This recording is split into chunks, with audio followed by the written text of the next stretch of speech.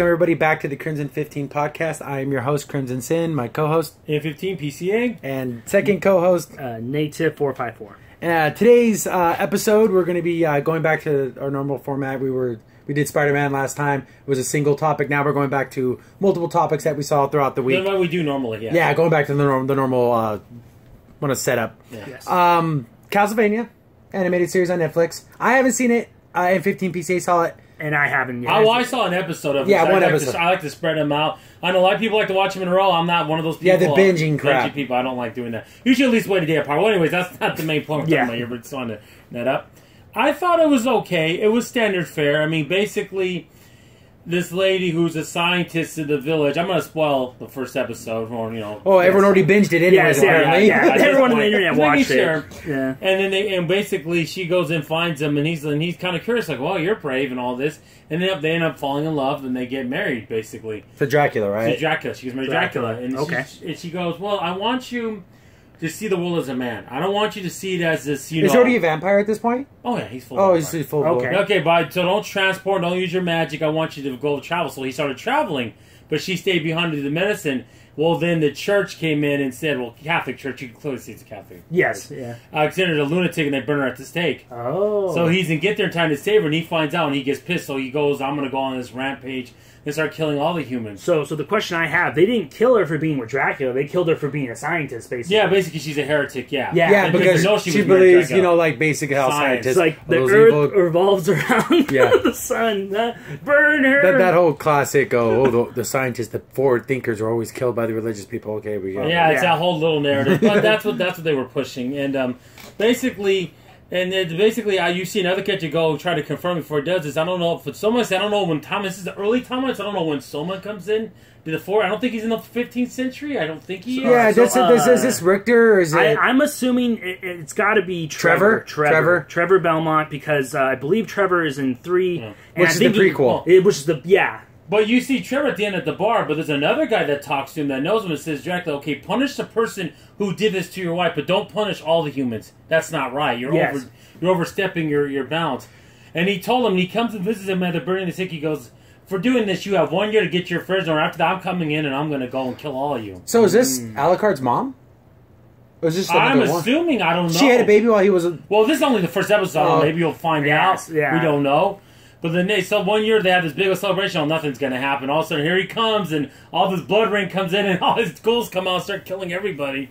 Like, just ripping to pieces. You see why? This is more mature because of the violence, not necessarily nudity. I don't think that's the case from this first episode. It's super bloody. Even from the trailer, you can see how bloody everything was. So that's really kind of funny, how he gave him like a year, and everyone's just like, oh, don't worry about it. Like... there's this crazy guy who lives in this castle. Like, didn't they think? Well, I mean, especially when he first comes in, you see him in the fire, and he's shaping his face from the fire. At that point, hey, this person's got some powers there. Especially in the 15th century, you would think, oh, this is a demon. You wouldn't think, And also, by you saying that, because I remember in the dialogue in, I want to say Castlevania 3, they talk about that, because that's why the Belmonts were kind of not respected as much. Is because they never believed in that magic. Like you said, they saw that fire, they're just like, oh, it's nothing, he's just, and then that's where they got lulled into that false security, and that's when Dracula comes back and Trevor has to... Funny that you mentioned it, because at the very end, they're in the tavern scene when you see, I think it's Trevor, I'm pretty sure it's Trevor, he's in there, and these two guys are talking, and they're disrespecting the Belmonts. They don't like the Belmonts. Yes. Oh, that clan, they're so stupid. And he's like, hey, wait a minute. He's hearing this like, oh, my goodness, something's happening. Exactly. In another village. Well, who cares if anything happened to that village? It didn't happen to our village. They don't realize he's going to go all through Europe. That's what he's going to do. But one thing I like and I dislike about this whole situation is people are like losing their flipping minds. Oh, yeah, it's a little overreaction. Yeah. But it's a Konami thing. So I'm kind of glad that people are, I guess, is this Konami's forgiveness? In a weird way, like hopefully. Hopefully people start treating Konami like a regular company, not like the worst thing in the universe. Because they went against Kojima. Yeah. That's the whole thing. So, but they like this though, which I guess which I'm glad for. And what I'm hoping for is that this spawns a video game. Please put it on the Nintendo, put it on the Xbox, whoever you got to put it on. Put it on something, because that'd be awesome to play this new reversion of Castlevania with Trevor or whoever Belmont it is and doing all this. But don't make it 3D. Yeah, don't make it 3D. Just make it side-scrolling, please. Side-scrolling would be perfect. Make it hard. Do whatever you got to do, but don't make it 3D. It's just make it go. You go from the left to the right side. And I don't care if it's like an exploration, like Symphony of the Night, or it's just straight through like Super Castlevania 4. Now, one thing I will say, besides you see people overhyping a little bit too much, in fact, it's only 4 episodes. Should be a little longer than that. Yeah. That's really short for a season. But it got a second season. Yeah, it's 8 episodes. Okay, so how long is the episode? So the hour? They're only half hour. Oh, really? So it's just an hour. So it's a 2 long hour special. So basically 23 minutes, 24 minutes. So yeah, you're thinking hour and a half, hour 40 minutes. So it's like a movie almost. Basically.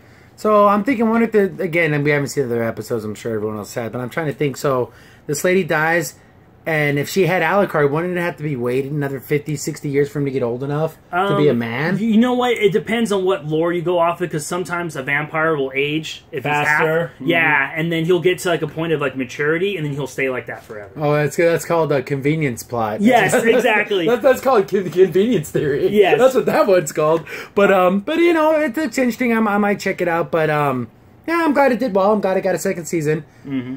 But I would personally, I think that's cool. I would love to see a Konami thing. Give me a Metal Gear Solid. I would love that. That'll never happen. Oh, animated. But there's too much.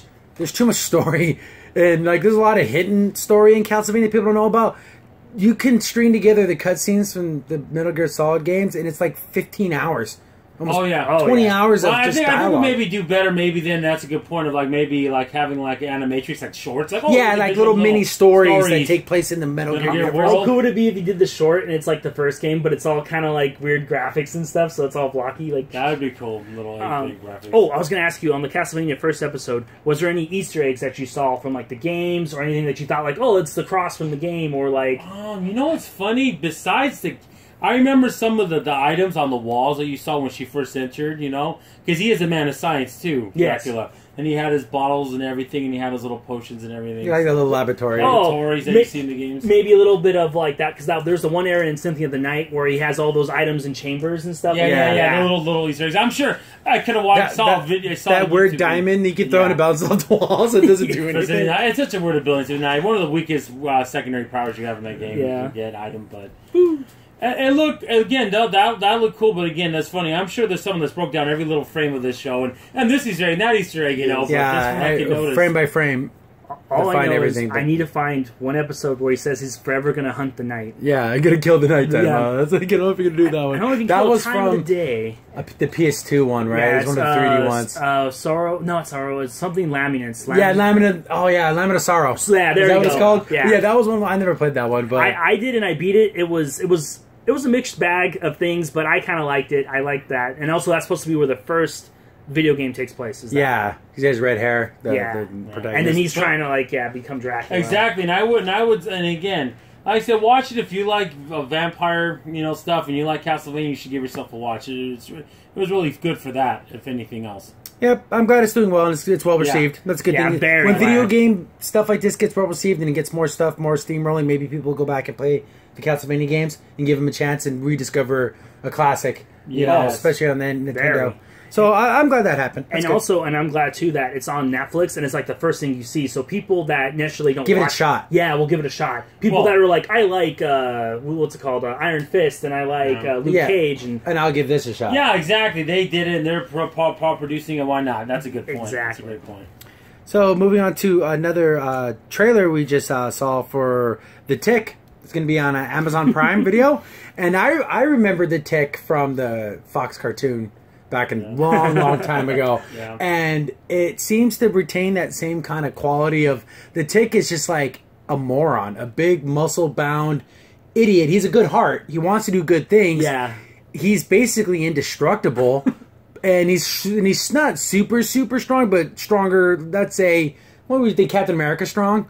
Maybe a little bit stronger than that. I would say but his durability. His durability, Superman level durability, because the bullets don't hurt him or anything. Yeah, he could hit a rocket launcher. And from the suit looks great. The guy playing him has, because one of the thing about The Tick was he would like have these G.I. Joe type, kids, it's not, you don't play with electricity near water. Like he would have all these stupid things, one-liners, and they're funny because they're so bad. They're not funny because they're clever. They're funny because the guy delivers like, "Oh, are you kidding me?" Like in the trailer, he's like, "Oh, murdering people, that's not cool."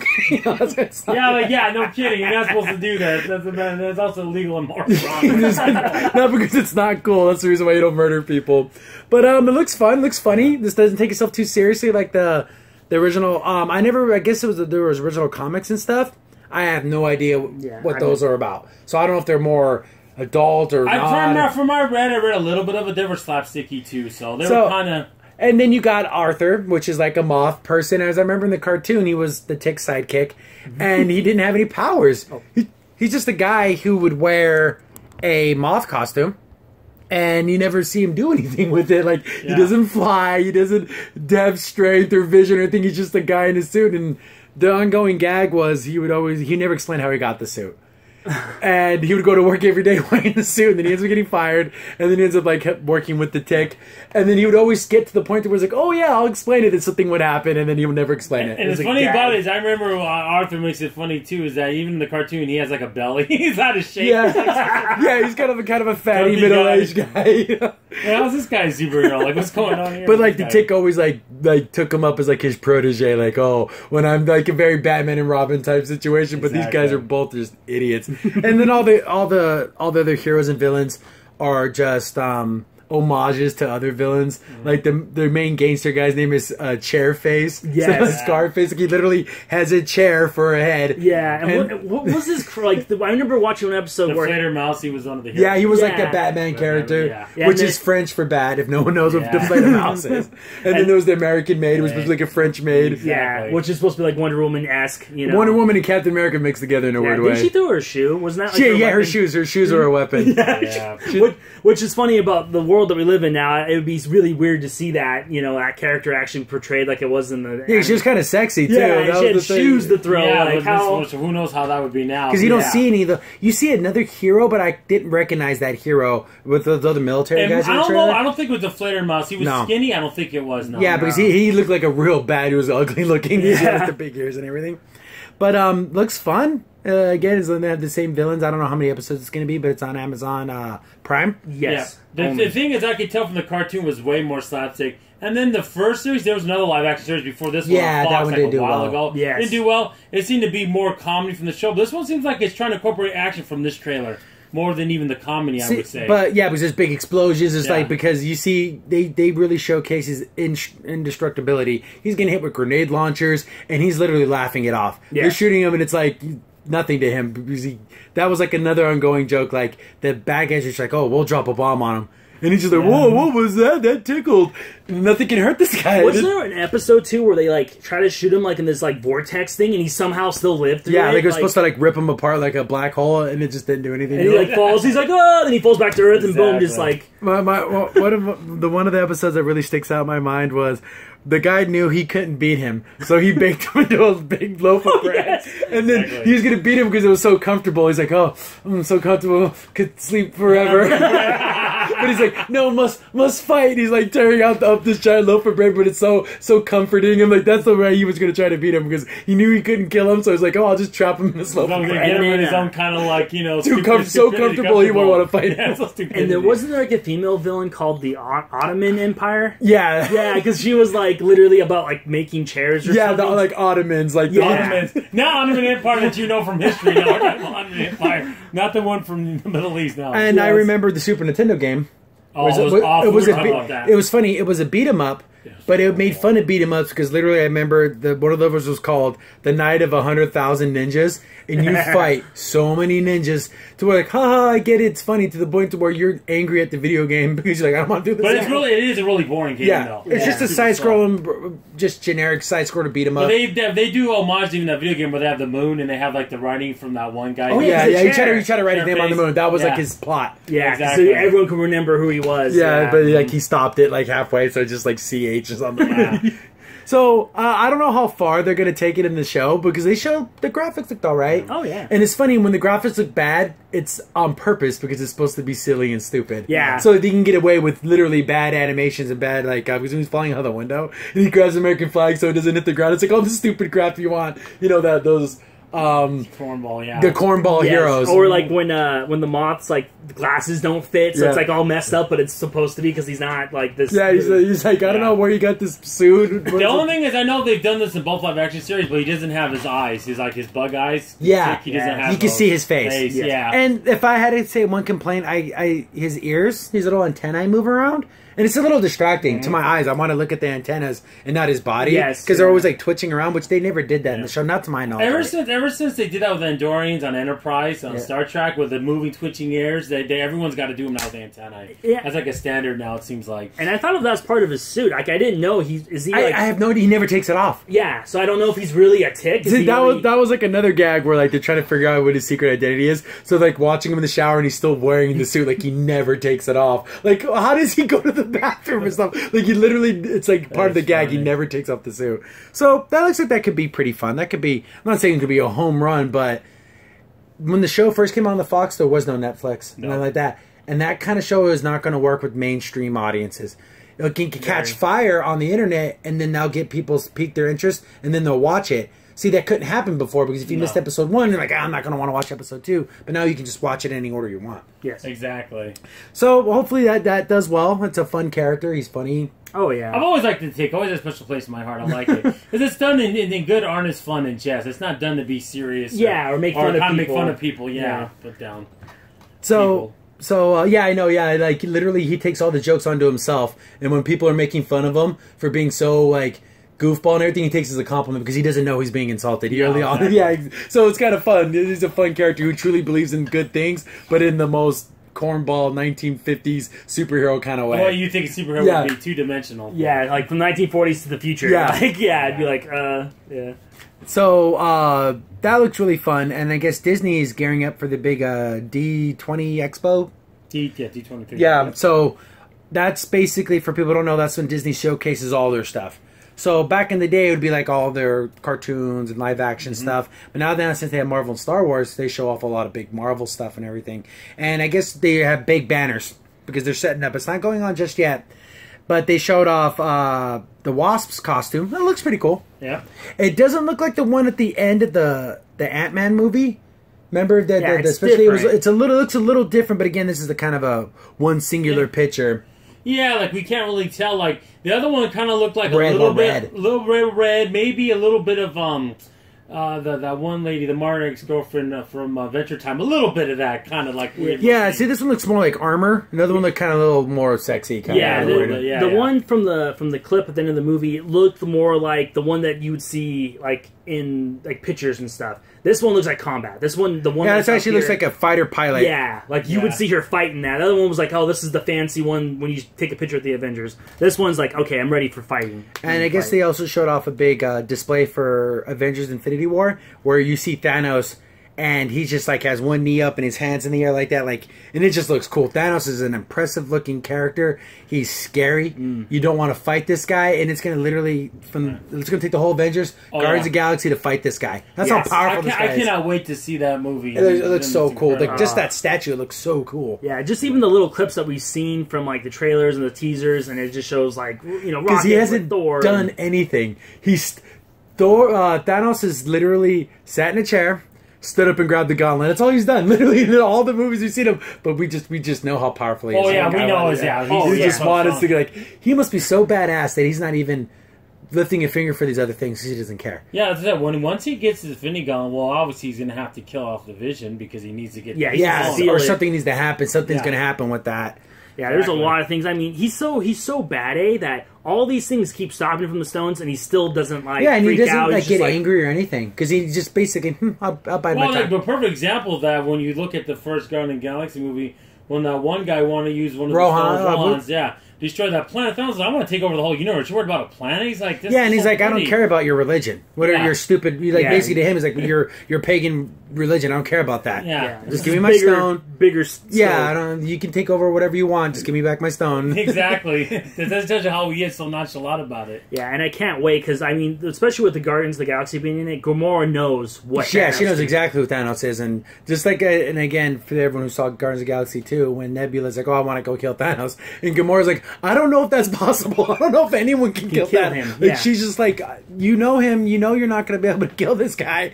He's just something else. He's like everything about him is so. He's literally probably one of the most powerful villains in all of Marvel. Everything.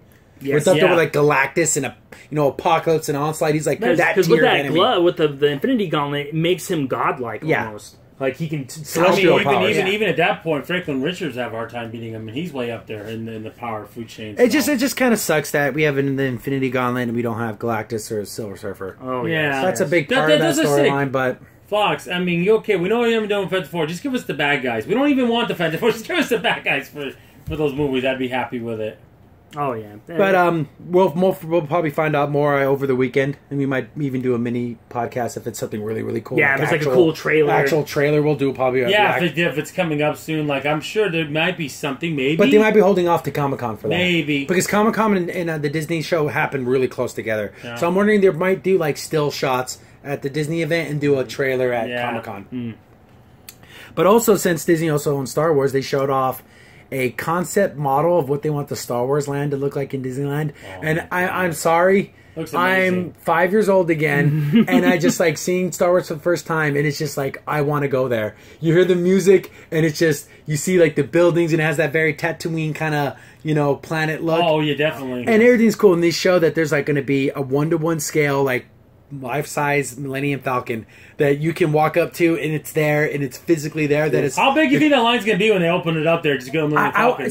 They didn't say if it's like a tour or if it's just a set piece that's there, but I don't care. I just want to be. I just want to be around the Millennium Falcon. Yes. That's just so cool. I mean, the ability to actually see it and look at it, and they probably won't. And want it's the size that what it really is. You can touch it; it's there. Like that is so cool. I mean, probably is going to be big signs: "Don't touch the Millennium Falcon," but people are going to do it. People don't want to touch it, look and be inside it. There's no way. I can't imagine they don't do a thing where you can do a little walkthrough. Yes, like that's one of the rides, like a walkthrough thing. It doesn't even have to be a ride. It could be like the you can walk through. People aren't going to care. Yeah, like the treehouse thing where you just go up the ramp. The same ramp where they're shooting. By the Adventureland. You're talking about the big tree. So it's not really a ride, so to speak. It's like a walking experience. People aren't going to care. It's the Millennium Falcon. They're going to want to walk around it. They're not going to care if it's a ride or not. Could you imagine if like they did like broke up groups? If you can be in the turret,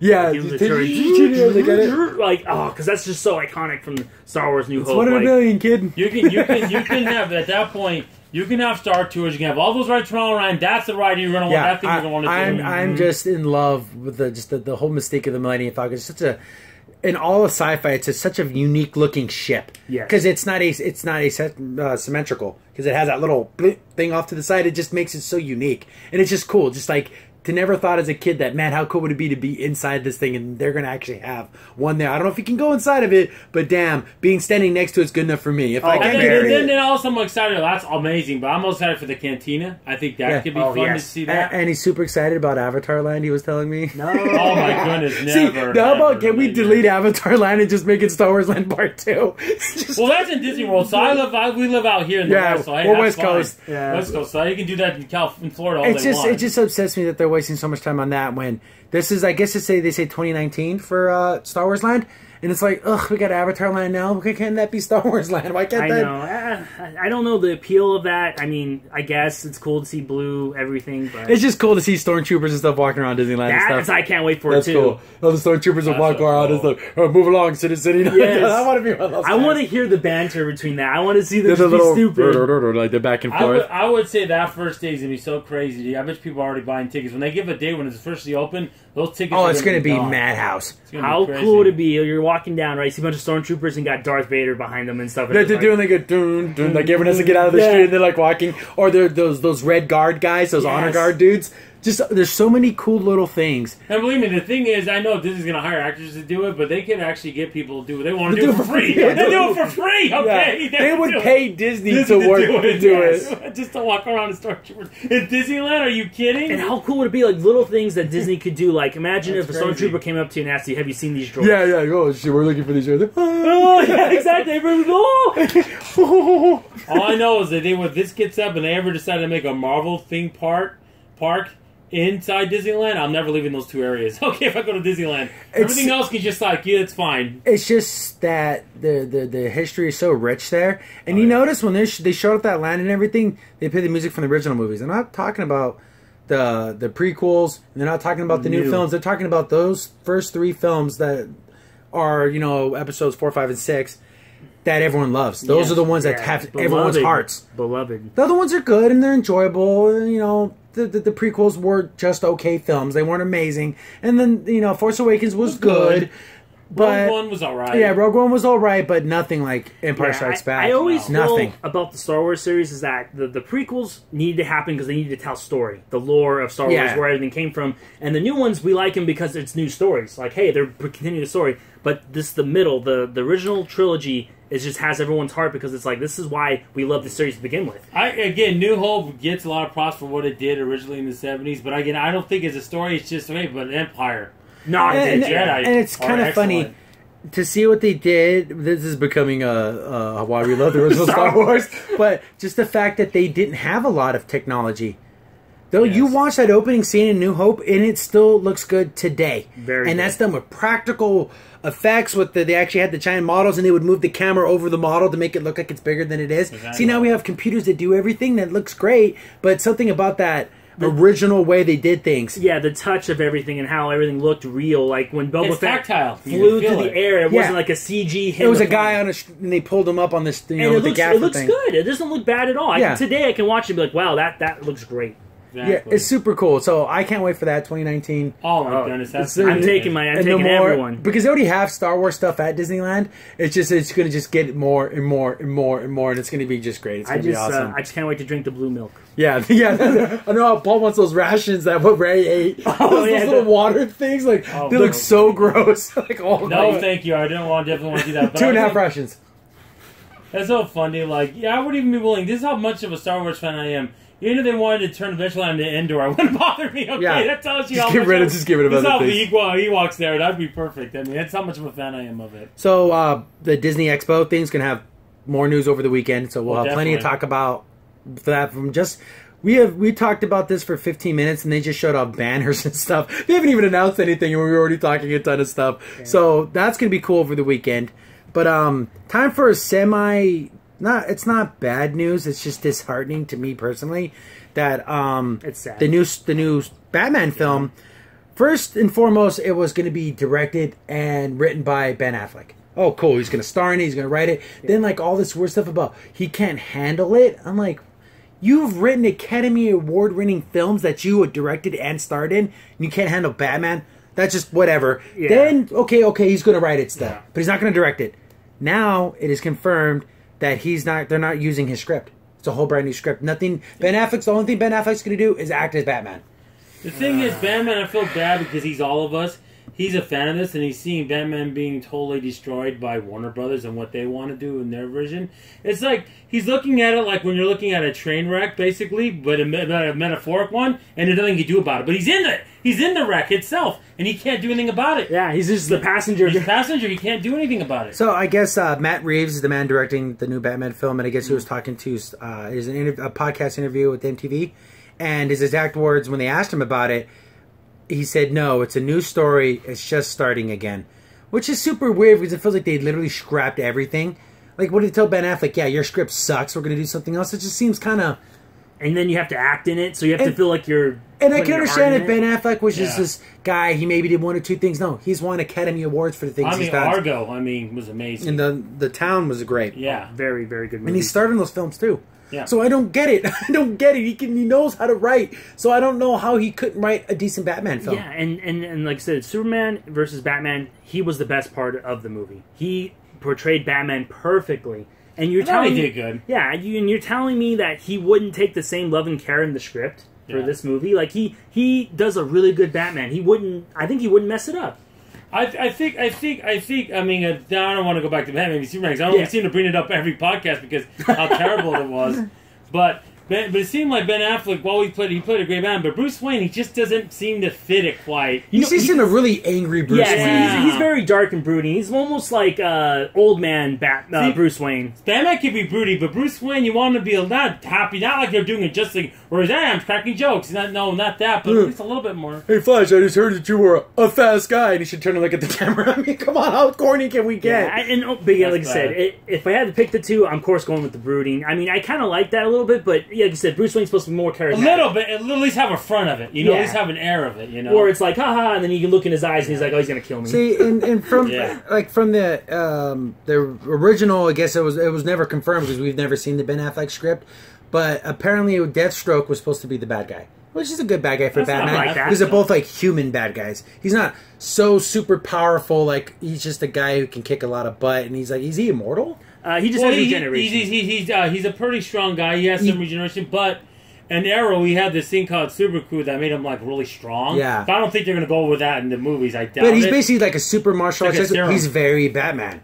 He's like if Batman was a bad guy, except for he uses guns and stuff too. So that would have been a good bad guy for him. So we don't even know if that's gonna still be the same bad guy. And I guess in that interview too, he said it's gonna be, quote, a very emotional Batman story. Oh my goodness! If there's one thing WB has gotten wrong in all their films, is human emotions. Yeah, like they don't know how those work. Wonder Woman, from what I've heard, from you saw the film, it did it the best. Yes, but they're going to screw it up again. It just feels like I have no confidence in them doing a very emotional Batman film. How about we do a very good Batman film? How about we just do that? And if there's emotional things, let it come naturally. Don't set out to write an emotional story and then you don't get to it. Just write a good story, and emotions will play a role in that. Yes, everything will fall into place. If you're, trying to make a superhero with romance and say emotion and all the stuff, if you do a good story, all those things will follow into place. Yeah. Instead of just putting the ingredients you want to do to make that cake for DC, they're putting all this other stuff in there. That is it right away before they even know what they're doing. Yeah, they even got the flour and the eggs and the water. Yeah, but they got all the icing and all the decorations and everything. Build the foundation first. So that's kind of. It's not saying, oh, Ben Affleck wrote it. It's going to be gold, baby. We don't know that, but I would trust the man who's playing the character to write the character good. Why would he write himself a terrible role? And like I said, with his previous history, he knows what he's doing. And he knows how to write. And again, like in the town, that ending scene for people who haven't seen the town, that's an emotional scene because basically he's writing the letter to his wife and then explaining the whole plot of the movie. It's like, oh, that's why he did all the things that he did. And it's like that's emotion, but can something like that translate to Batman? Sure, if Ben Affleck was doing it, I trust him because I've seen him do emotional stuff. And it would have been perfect because with Deathstroke and Batman, they could have put this whole chess match together, and it could have been. Oh, you're really mean, da da da. Yeah, exactly. Like you're not so mean, you aren't so different. You can do that whole. Yeah, exactly. Exactly. But now we don't know. Everything's like I said. Everything's been torn out apparently, and it's already. So fresh. do you just hypothetically you have Deathstroke in the movies? Do you give him his half orange mask? Yes. You give him you. Arrow he had it. It was perfect. It was you know what I would do personally? I would never show Deathstroke's face. What I would do is always have him in the shadows, and then when you see him, he's like that half. See, I never really read him in the comics. Whatever. All my information that I know about Deathstroke comes from the Teen Titans, the cartoon, and he was cool in that show. He was scary. He was brooding. He was calculating, and he had that voice, Robin. Like he just had that because he literally he didn't want to beat Robin. He wanted Robin to join him because he's like, oh, Batman abandoned you. Yeah. I can be your mentor. I can be your real father. That's emotional. See, but is it? There's no Robin in these films, another right? example was the Deathstroke in season 2 of Arrow, which is still my favorite season. He's setting up Olive Queen to take him down, but he's doing it methodically. And he acts like he's trying to be an investor for Olive Queen Satorium, which is the company that he owns. And he comes to his mom's house, and you see the tension. They're like, "Oh my goodness, he's going to start killing everyone!" And it's just like, oh, it just gets you on the edge of the seat because he's super intelligent. Yeah, he can work on a higher level. He's a mercenary. Also, he's had that mercenary ability. He has on a fight. He knows how to kill. He has all that kind and of he's really good at manipulating people. He's a manipulator. Very good. He's not Lex Luthor level of manipulation, but he's pretty dang good at it. And that's what I really loved about this Deathstroke character, because you can make him, even though in his costume he's running around killing people and it's very fantasy, he can be a real villain in the real world. That's how manipulative this guy is. So, but we may never get that. We will. Hopefully someone leaks that script so we can read and see in our minds what this could have been. Yeah. Hopefully it's good. I don't know. We come down on DC films. I do a lot. But I want good Batman films. I want good Justice League films. I want good films for comic book characters because I don't want the bubble to burst and we lose all of that we gained. Exactly. And also, those classic core DC characters, they have good stories in them. Like I said, I don't know what happened with Green Lantern, but Green Lantern has a great story in it. It's just, it wasn't, the movie was, I don't know what happened in the movie. The comic books have great stories. I don't know. The thing is, again, and they don't have the ability, like something like Aquaman, just take that for example. DC doesn't have the ability to make an Aquaman movie. Marvel, MCU could probably do it. They don't have it. Very. And you see the similarities with Thor in that kind of sense. See, they can make fun Thor movies. They wouldn't know what to do with Aquaman. Or at least, I don't know. Like, Ant-Man was a good film. Yeah, exactly. And did it blow my mind like Civil War? Solid. But it was fun. See, you get that same caliber hero. What would be a caliber hero of Ant-Man on the DC side? Mr. Gold, maybe? Yeah, the Red Tornado guy. Red Tornado. Deadman. Lobo. Yeah, those they would take that and it would be a terrible movie. Yeah, could you imagine like how, let's say, Guardians of the Galaxy, but with Lobo? How fun that would have been! Like Lobo just being stupid and goofy, and he has to fight he's a all bounty these hunter guy. Yeah, but they wouldn't know how to do that. Exactly. They're an idiot. Yeah, it's just. See, that's why I think that's why they're throwing Aquaman, Flash, and Cyborg in the JL movie. So it's all, oh look, if you don't like these guys, you still have Batman and Superman and Wonder Woman. Yeah, exactly. But I think after the success of Wonder Woman, they're just going to go back down. So tell everyone, don't get excited yet, guys. We still got these movies coming out here, so. It's not listed. There was a funny meme. I don't know if I have it, but if I post it, if I find it, and try to give credit to whoever made it. But it just shows us like, oh, after Wonder Woman, DC is not going to make a bad movie, and it just shows like a guy smoking a cigarette. That's where you be wrong, kid. He flicks the cigarette at the guy. That's where you be wrong, kid. Because you can always screw it up. You can always Warner Brothers hold my drink. Yeah, challenge accepted. We're holding the proverbial for the other shoe to the fall right now. That's what we're waiting for, because that's what it is with DC. So, down on Batman, it needs some good news, and that wasn't good news. It may not be the worst news ever, but it's like, oh, geez, you had a good writer. It's not like he wasn't a good writer. It's like another nail in the coffin. It's a lateral move. You can't say, oh, man, that's a good thing. They got rid of that. That Ben Affleck, that young man doesn't know how to write. Like, it's so stupid. There's no argument against it. Unless Ben Affleck said, you know what, he came to the guy, my script sucks, don't use it. Yeah, but I doubt that's what happened. I think Ben Affleck would say that. I think but again, then you have to admit that he sucks. I don't think he wants to do that. Well, you know what? He's been honest before, a little bit, like when he did Geely. He went on networks and he said, yeah, this is bad. Like Paycheck. Literally did a movie called Paycheck.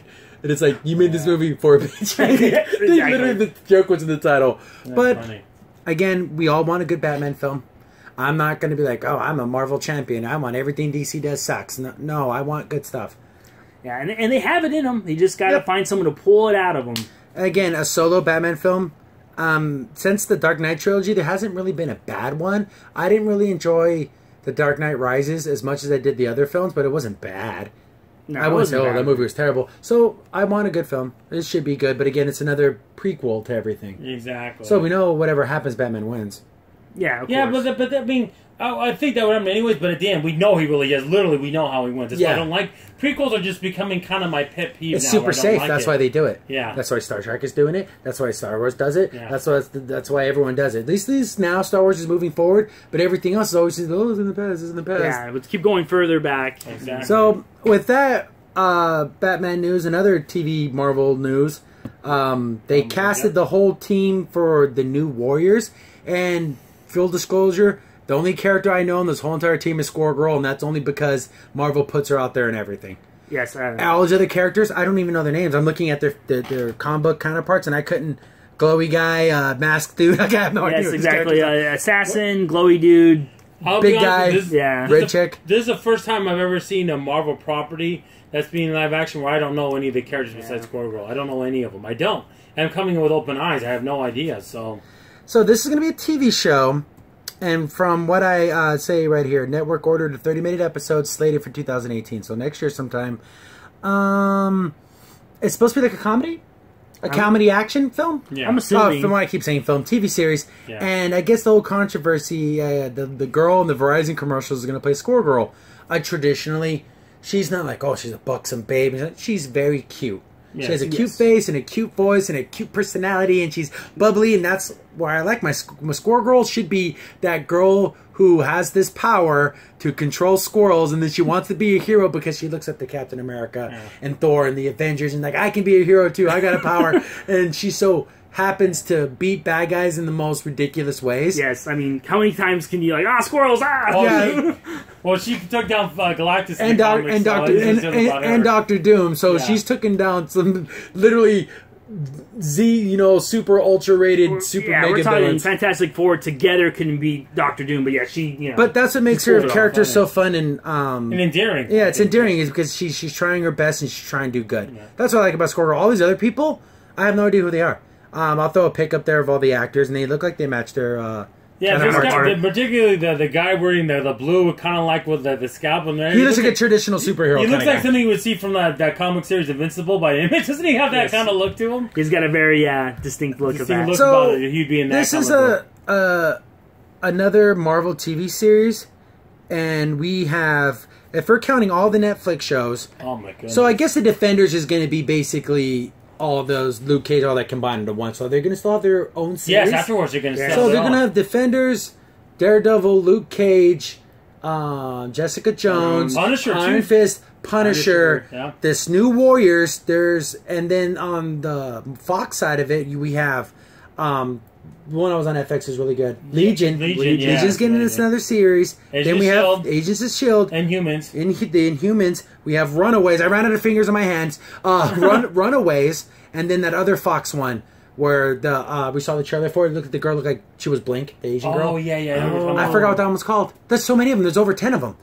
My goodness, that's a lot of TV shows. I know that you said New Mutants already, right? Yeah. Okay. There's one more. That's that other one where it's based in the X-Men universe because they talk about Magneto and the Brotherhood of Mutants. So I don't know if it takes place after X3 or when it falls in the timeline, but they do talk about Xavier. And we'll put it on us. Yeah, we'll find it again. Afterwards. But we did talk about it in an earlier podcast. Yeah. So we have a lot of Marvel TV shows, and we're at the point to where if you're a normal working guy, you can only watch maybe 4 of these. 5 if you're really dedicated, so you're going to miss out on 5 other shows. Oh, very. And if you're a fan buying the boxes, like buying the whole series, that's going to be a lot of money. Well, the thing is, because most fans are going to want to stick with the MCU stuff. Yeah. Because it's connected to the movies. And casual too will do that. And something this new Warriors looks like it could be fun. They had no trailer or anything, just like casting. So when it comes to comedy, you got to be funny. See, I smiled and laughed during the Tick because they got their comedy right.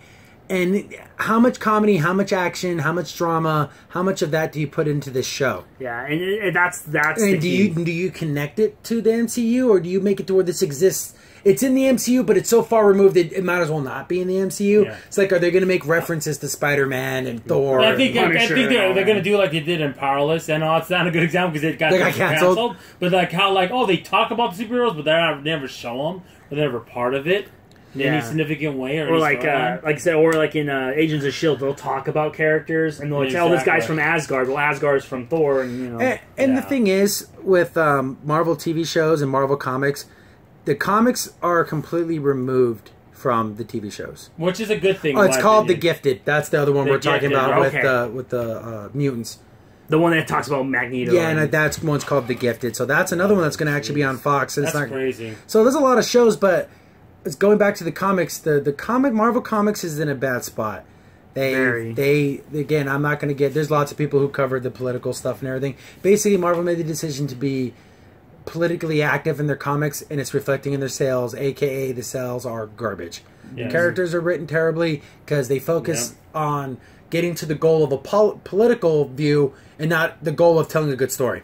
Yes, and that always turns out wrong. Yeah, always disaster. So it looks like the TV shows have been and the movies are completely removed from all that, because anyone with the comics, Captain America's a Nazi. Everyone who's good is a bad guy, and everyone's a bad guy is a misunderstood good guy. I'm just glad that hopefully that the TV shows have kept it away. They sneak it in here and there, like when we talked about Spider-Man: Homecoming. They sneak it in just a little tiny bits, little things, and that's. It's fine as long as you can, because Squirrel Girl in the comics is a very politically active character. Keep her cute, funny, and endearing in the show. We don't need her spouting off about this and spouting off about that, because we don't need that in a TV show. Because guess what? I will literally not watch any of it. And also, and you got to have a good taste about it. If you're gonna put it in, put it lightly. Make it something not so subtle, and that's always worked in the end. people understand, like, oh, I see what you did there. Or you show both sides of an issue. If you want to go political, again, like they always the South Park always did a good job of that. Yeah, where they will attack a topic, then at the end they'll flip it on you, like, oh, okay, you see it on both sides, like, oh, I understand how this person feels. I think they do it from they do it from a place of hypocrisy. There's hypocrisy on both sides in a lot of things, and they're trying to show all the whole. Like that one episode. Sorry, it's probably off topic, but I think it was about tobacco smoking and how it showed how bad it is, right? Because tobacco's bad, but then also showed that it's a rich history with Native Americans and how they created it, and it's like it shows it is part of America, but it is bad, so it's like, it sucks. Yeah, you know? And the thing is, that's how you handle a hot topic issue. Yes. But the thing is, Marvel doesn't seem to understand that there's no such thing as another side. We're right, you're wrong. And no one wants to be talked down to. No. Yeah. No one ever wants to be told, you're stupid, you're racist, you're this, you're that, just because you believe in a certain thing.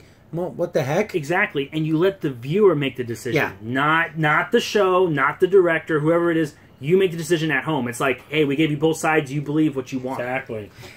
And again, but the comics and the TV shows and the movies have been doing a very good job of comics. They're going so far into political town that they're almost lost. They're going to have to do something where the world gets wiped. Exactly. It's so funny when someone was bringing up how Cable is a good character in this current Marvel Comics line. Like, he can save them over. Do something where there's a phase shift and just all these characters disappear. And then he comes out like he does Marvel Comics 2. That's enough for now. Afterwards, after he does, and his arm gets up. And he's going to shine cannon. All he has to say is you know what? I saved all you guys. You don't even know it.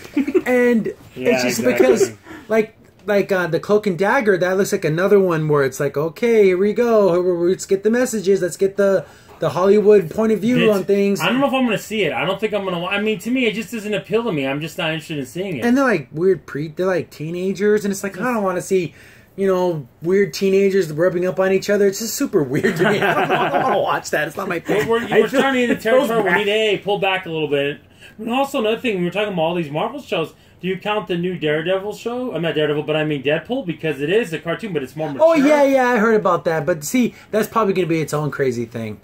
That's what I was thinking, its own separate crazy thing. But I know it's animated, so I don't know if you want to count it, but since it's supposed to be more mature... See, since it's animated, because I know there's all kinds of Disney animated Marvel things. And we can mention those, but I thought they were taking a different bent with it. I don't know if that makes a difference. No, I don't think it's connected to anything, no. Okay. I think so. Because I don't think it's even connected to the movies. No. I think it's literally its own crazy thing, which is probably going to fail. I don't think people, rated R, they say cuss words, no one cares. I think, exactly, like you were saying. And I think also, it might be Deadpool oversaturation. I think at that point, you're going to start to, you got to pull back, guys. Yeah, it'll finally start, tapering off. A little bit, yeah. It's just super strange that we're getting so many things, and then that's not even counting that we counted over a dozen Marvel shows. It's not even counting the DC shows. Oh, my kid! So if we count all comic book shows, we're probably in 24 different shows. Arrows, Flash, Legends of Tomorrow, Supergirl, Black Bolt, Gotham. That's 6 right there. And there's probably ones in the works we don't even know about. Exactly. The Teen Titans has been rumored for how many years now? For a while. So there's a lot of stuff, and I hope we don't hit that bubble where Young Justice. That's a cartoon though, but it just seems to be so much stuff going on in the world of comics, and that's not even. And then there's stuff like Hellboy and things like that are not Marvel or DC that are still. Looks like that's going to get a reboot or something like that. So I don't know. There's a lot of comic books out there. To me personally, I've never been a Hellboy guy. I just don't like it. I consider him like a poor man's Spawn. That's how I see him. I'd rather watch Spawn. Exactly. I'd rather watch Spawn than Hellboy. But there's a lot of stuff to look forward to. But at the same time, I'm cautiously optimistic about some of these shows. Again, if you just stick to the stories, and if your character's a fun-loving character, let them be fun-loving. Don't try to interject all this other weird, crazy stuff because you want to say your message.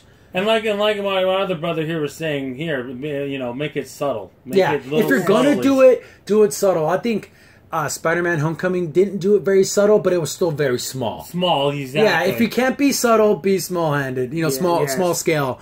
And if you can't be handsome, at least you can be handy. Exactly. So just you can be good for something, okay? Exactly, because we're not stupid. As the audience, we know when something you're gonna if it's something against nature. If you see something, then it's like, okay, we get it. We know where you're going with this. Do it subtle, so we can be like, oh, okay, at least it wasn't. Yeah, the whole don't movie. Have characters give you lectures.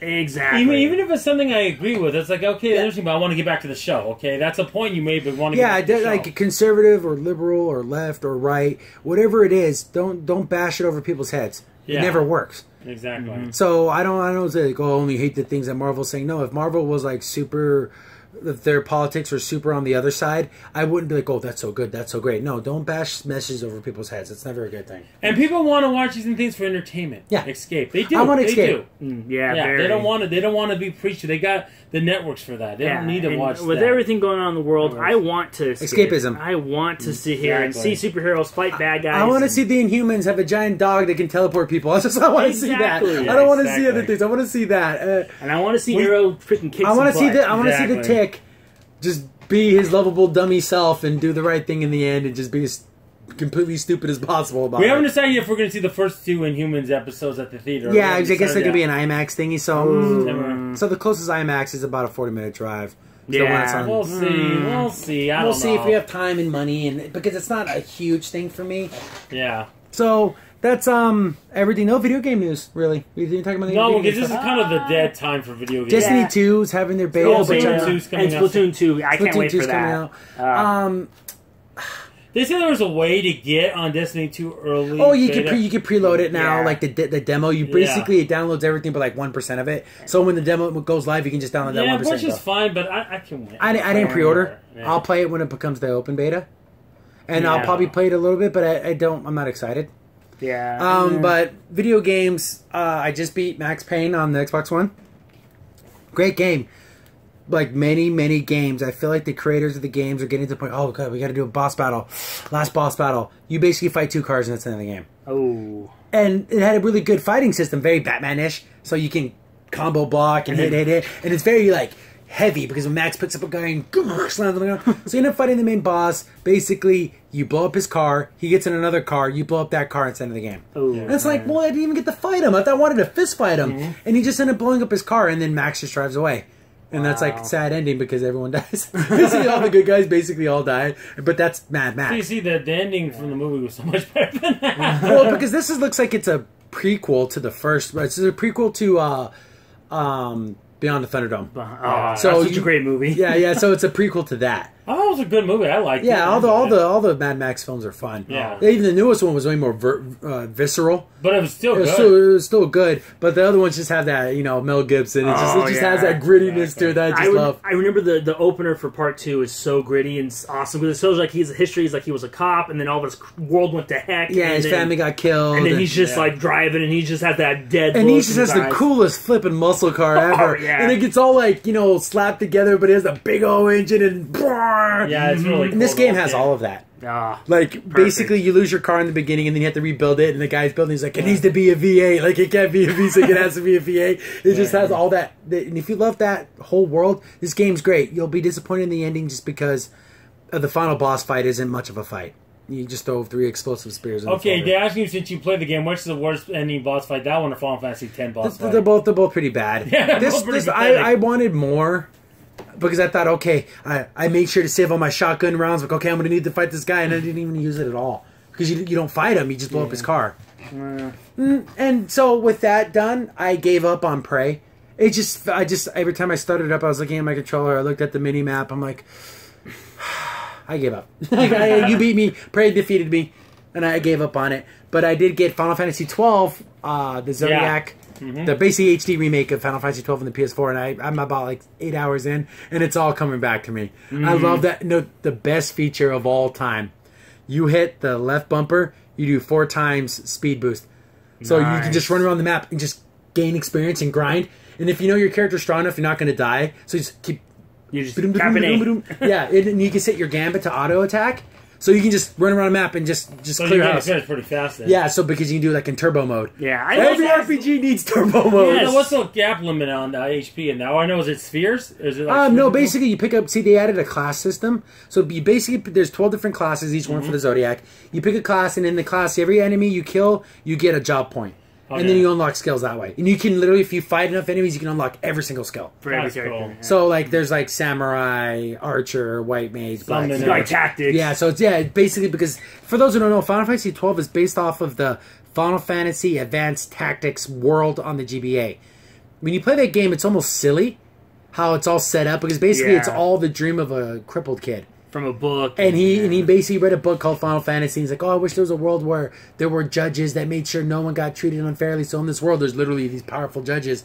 And it's kind of silly in the game, but in Final Fantasy 12, it's completely serious. But it has the judges and all the things that were in place in the other game, but it's a more serious world. So you have like political intrigue, and there's no real love story, which I really thought was different in this game. Yeah, it was more political. Yeah, because basically this big powerful country comes in and just beats the crap out of this other one. But they kind of take over, but then you kind of see their side of it because they're kind of like law and order. Yeah, they're like, oh, we sent this guy here to take over your city, but he's an elected official. Yeah. Once you guys become citizens of the Empire, you can vote for whoever you want. Exactly. It's like kind of like, I don't know if we like this or not. Yeah, because you seem nice, but they're kind of jerks. Well, that's the whole thing about the whole tactics world. You even have Vagrant's story, which is it's part of Final Fantasy and its own little thing. There's two different tactics worlds. There's the Final Fantasy Tactics that was on the PlayStation, but the Final Fantasy Advanced Tactics is a different world. Yeah. So there's literally all these crazy different... They share similarities, but it's a totally different offshoot or whatever. But it's a fun game if you've never played it. It's different from 15 and all those other games.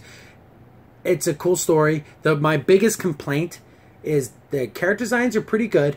The clothing designs, okay, the women are kind of wearing nothing in this game. Princess Ash is wearing the world's micro mini skirt. It's literally probably 3 inches long. It's like a scarf. Yeah, it's a scarf. And I'm thinking to myself, going into battle, you think you'd wear some pants. There's no panty shots or anything, but she's wearing such a short skirt. Or her just walking, her skirt would flip up. Well, I don't know.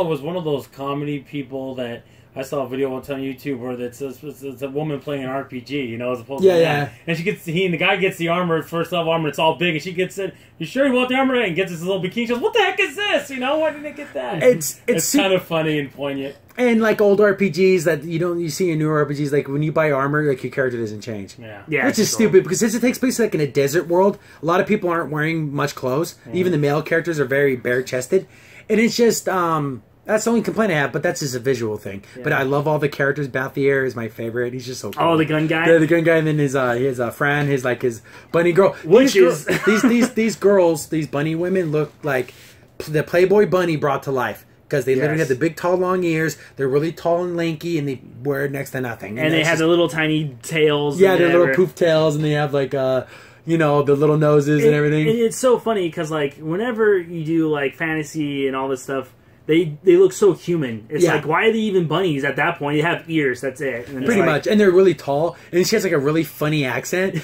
But it's almost like she has like she's always talking about the mist as like the mystical force in this world. But she's always the mist. And her voice but it makes it she's exotic. Yes. Like, oh, she's from this land of all these bugs. Because again, in this world, if you mate with one of these women, their babies are always come out female, and they're always these bunny people. Then there's a race that's all male. They're like these ogre-looking dudes. So every baby that they have is always an ogre. Like, it's super weird. It's just because, again, they all came from the mind of a kid. Yeah. So all that stuff, that's why it's like that. But it's a cool world. There's lots of stuff to do. The enemies are fun. The battle system's quick and fast. Tons of customization. I would recommend it to anyone who's never played Final Fantasy 12. This remake is a great remake. It brings back everything. The only thing, the stuff I wish it would have brought back more of is like, I want 100% voice acting. There's only voice acting in key scenes, and everything else is just reading. That brings you back to PS2 days. Yeah, you get to read a whole lot. A lot of reading. But the Super Boost is great, so I'm probably going to play this one to completion again. Yeah, Super Boost. So that's where I'm buried in video game-wise. What are you playing? And then for me, I've been playing some old games on the Xbox One. I just got done beating Comic Zone, which is a great Sega Genesis game. Great. Because, like, the art style, you're in this comic book, your name is, like, Sketch. You are as 90s as 90s can be. You're the most 90s guy. This epic mullet, like, ponytail thing. The little round glasses. Yes, with the rat, and you're like, I mean, yeah, you're right out of, like, a Gap commercial or whatever. You're so... I'm telling you, he can get a YouTube page right here, my brother right here, you know, Napta544, and literally, like, go in and, like, destroy, like, these games and these records. He's so I don't good. have the patience anymore. I know he does. I don't know how he does it. I don't know. It's funny because with Comic Zone, it's a lot of trial and error. You got because every panel is different. Like sometimes there'll be regular enemies. Sometimes the page will catch on fire because the guy you're taking too long. Yeah, and then it's weird. Every stage you beat, you get to continue. So there's, I believe, 3 stages or 4. So you have, like, at the end of the game, you have 3 tries to beat it at the end. And of course, like, there's a lot of secret stuff, secret passages, which you need your rat. You have a pet rat that helps you. Yeah, you can sniff out the manhole thing, and you can go down instead of across. Exactly, and they'll find special weapons for you in the page because it's a comic book. So when you're going to the stages, you can rip the pages, and it's like like you literally jump from panel to panel, like you swing out. Exactly. Artistically, it was great, and it never saw a sequel. Never. And I think it just came out of a time that everyone loved the first level. Then once you get to the second level, you can't just button mash. You have to strategize. Yes. Okay, use your back kick, grab the pipes, use your long kick, and keep a distance. Because if you try to just go in and mash it, you'll just get killed. Exactly. Well, I remember the part where like you even get on that little hook and you're hitting the drum things that blow up on you and you lose a lot of power. So you can't do that. Like little things like that. Exactly. Yeah, you take a big hit, you pretty much just reset the game. Yeah, and it's like, just to describe that part my brother was talking about, there's a lot of strategy to get past that part. Like, it's crazy. You have to, don't use your bomb that you have on you. You tear a page from the comic book, throw a paper airplane, which just sounds weird. Just super damage. And just super damage, and then you can climb across. Then when you're on the ropes, throw the bomb at the guy that's hitting you, then jump down. Yeah, see, I've never... Yeah, you have to try. There's a lot of trial and error, but once you figure out the patterns, even though there's randomness in the game, you know how to beat each enemy. You can get through to the end. It's just that first go around is such a... Ooh. It's a doozy. It's a doozy. It's tough. But also, one more thing I like about the game is that when you beat a boss, he says something really corny. Yeah, like, very 90s superhero corniness. Because like the first one, he's like, you can push a barrel into him and he can light him on fire, and he's like, "Oh, you're fired." I'm like, "Oh, it's so lame." It's so stupid. Or you find this one guy, he's like, he's a schoolmaster guy, and he's like, you beat him, he's like, "Oh, good lesson, man. Too bad you had to drop out." That's what makes it great. Yeah, exactly. And as for me, actually, I learned this today because I have like a big library of basketball games. I wish I could get all of them from the 360, and I have the ability to download them off my queue on my Xbox One. I guess they released the Street Fighter 4 arcade today. They were talking about Legend also was, yeah. And I already bought it before because, well, actually I got it for free before, so I downloaded it and then already had the upgrade with Ultra, so now I have all the characters now from like Street Fighter 4, and that's the only way I can play Street Fighter because I can't play 5, so it's my only it's a PS4. options. I don't have a PS4 or PC is the only two ways you can play it. Exactly. But I'm still just kind of. I'm glad Final Fantasy 12 came out because that will be because I would look at my Xbox, I look at my PS4. But now I got Final Fantasy 12. I can play that. That's now. a good couple weeks for that's a couple thing to push me through to new games coming out. And for me, I can't wait to complete playing ARMS. I just got it for my Nintendo Switch, and that's going to keep me busy for a little bit. I can't wait to play that. Yeah, that's cool. And yeah, exactly like I said, for me, I'm just glad Street Fighter's on there, and that's why I follow Major Nelson, because he's like, oh yeah, this is the new game to talk about. Every week or so, there seems to be about a batch of games that come back to back. Exactly. Come on, X-Men and Ninja Turtles in time, please. See, the problem though is the licensing. Yeah, I know, but that's what I'm saying, though. Please, that'd be awesome. Yeah, that'd be very cool. Yeah. Also, Splatoon 2 comes out. Yeah. I'm going to definitely get that game when it comes out. I'm going to play it like a heck out of it, so you'll hear about my review about that. Yeah, it's just I played it a couple of times, the original one. It's pretty fun, but it's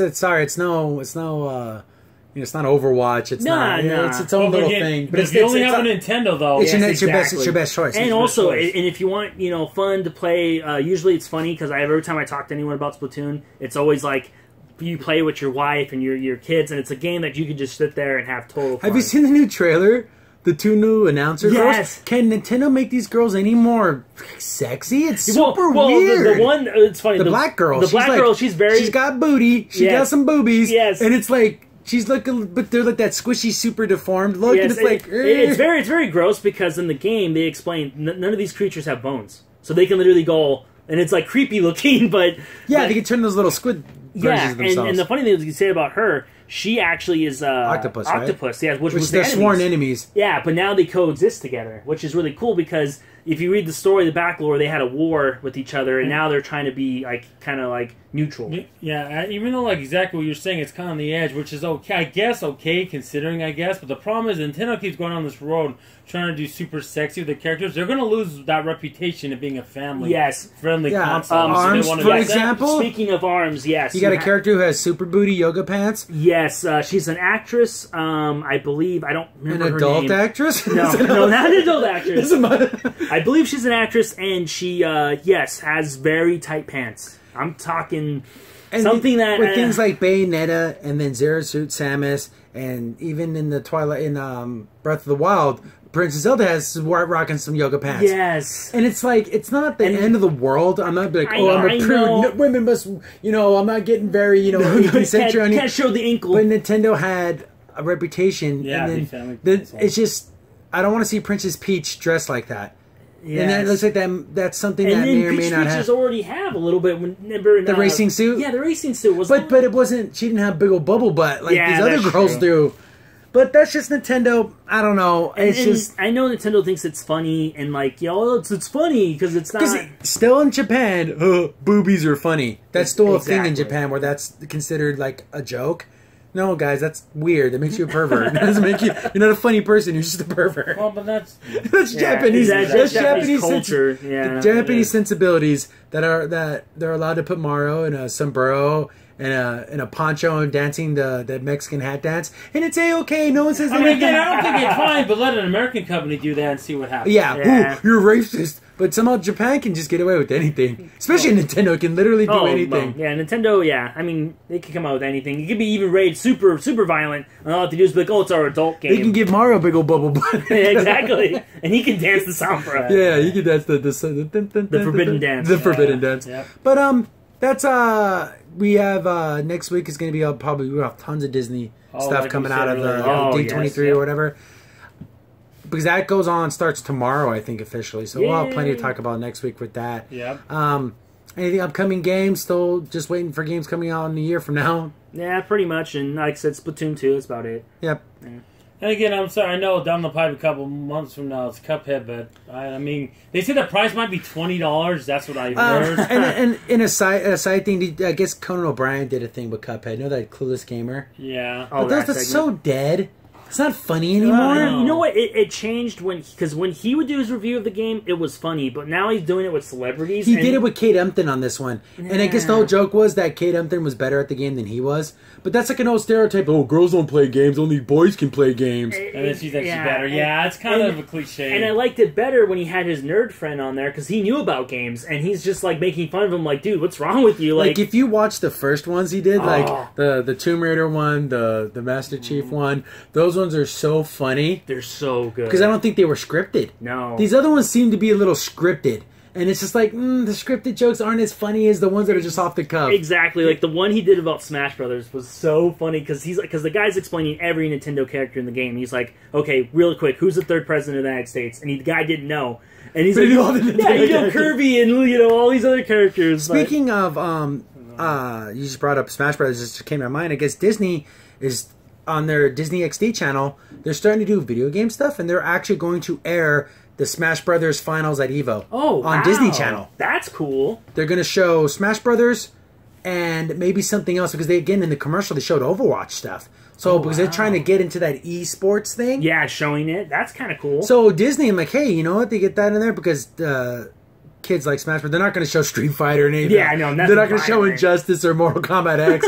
That'd be funny. Disney XD, blah, ripping someone's spine out. Maybe first of all, it's DC, but even at that, it wouldn't be so bad. But they wouldn't show Mortal Kombat 10. Speaking, when we're talking about just character designs, was it EVO that banned costumes from certain characters because they said it was too distracting? I believe was that EVO? So they basically said you can't play certain female characters with certain costumes because it's distracting to the other opponent.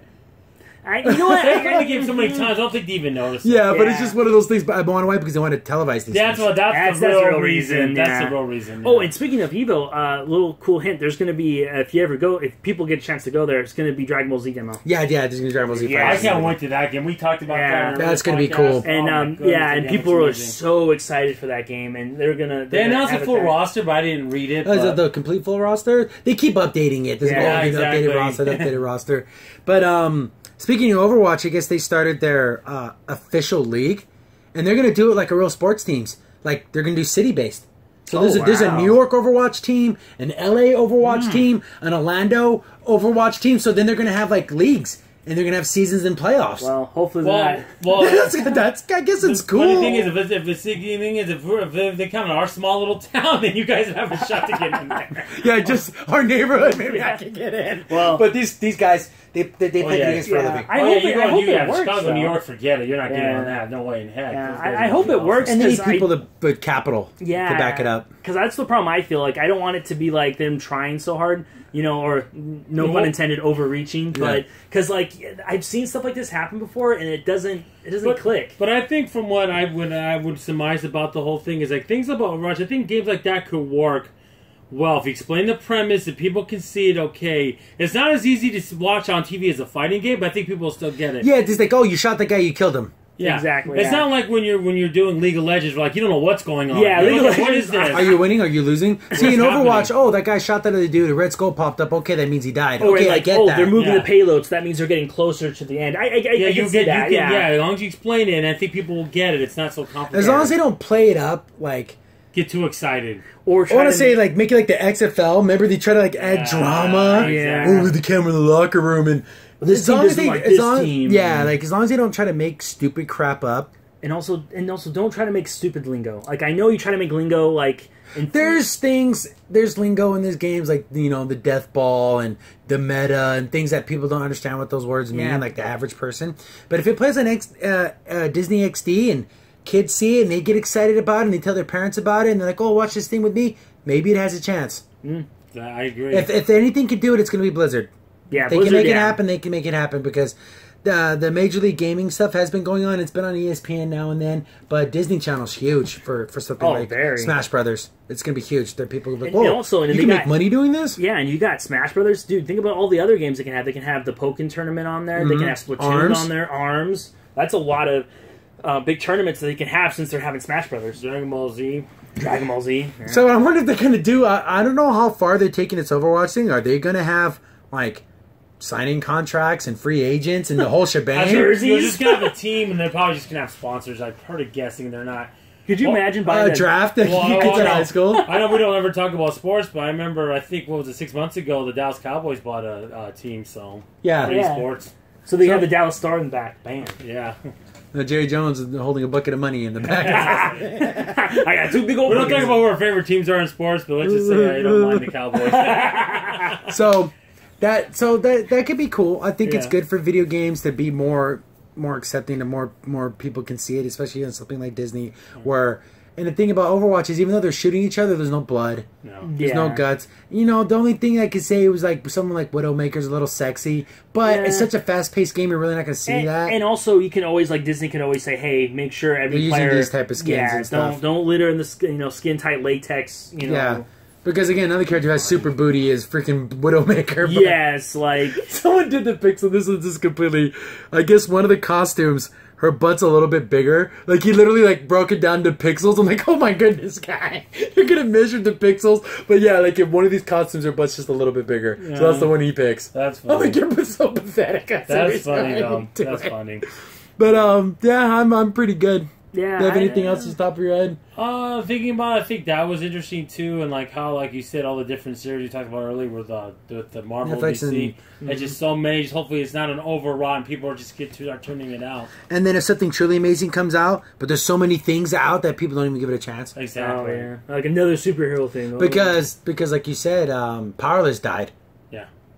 And I watched every episode. I love this show, but they didn't catch on. In the end, they don't make shows for me. They make shows for everybody. Yeah. Exactly. And the ratings. It has to make money. Yeah, exactly. You wake up, need to make money. Yeah. Wake up, Marvel, need to make money. So, get a bright future, but it's also dubious because we're starting to get saturation here. Yes. This water balloon, it's gonna pop eventually, and I don't want it to pop.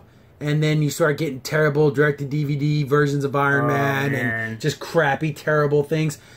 Jesus, I don't like thinking about it. I don't want to see it. It's a sad day. I don't know if it was Spielberg or someone famous said earlier too, saying that comic book movies and TV shows will eventually die off like the Western died off. But again, that lasted a while. That lasted another 20 years. I'd be happy with that 20, 30 years of comic books, but I don't think that's going to be the case. But when it does, I hope it goes out with the bang. But I'm hoping that people see, because you have things like The Handmaid's Wives and all this stuff that's like super gritty and disgusting and just a horrible gross, alternate reality. Just super gross shows that are just about like terrible things like, assaulting people and just terrible things. Then people could turn and look at Spider-Man Homecoming like, oh, I smiled and I laughed and I had fun.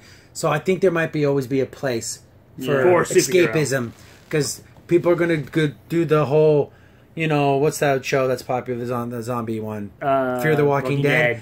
So gritty, so just makes your stomach turn. I want escapism. I want to look to the greater and the better and what we could be. They stopped production from this season, but I never watched it because I don't care.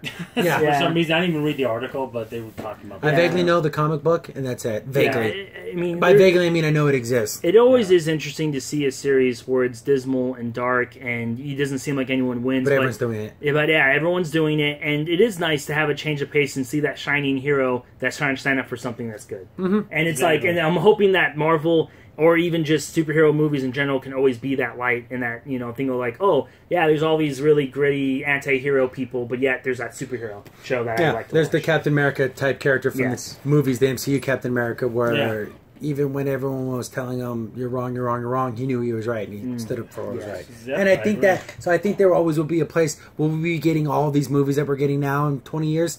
No, but hopefully there's always a place for heroes. It might die off. Like, we probably wouldn't get Black Panther or Ant-Man, but there will always hopefully be that core set of heroes that we always see. So, again, I think, like I said, bright future, but the path is getting a little windy. The sun's still up. Yeah, dark clouds. Still little clouds here and there, spotty clouds, but no thunder, rain. 3 years from now, 4 years from now. We'll talk then. We'll talk then. So, I think we're good. I have pretty much, we went through everything I think we needed to talk about this week. Yeah, I don't think there's anything else to talk about. Nah, I'm good. Okay, so that's going to wrap up this week's episode. I've been your host, Crimson15. Ep16 PCA. And Nate Tip 454. Thanks for watching, guys. See you later. Bye. Bye.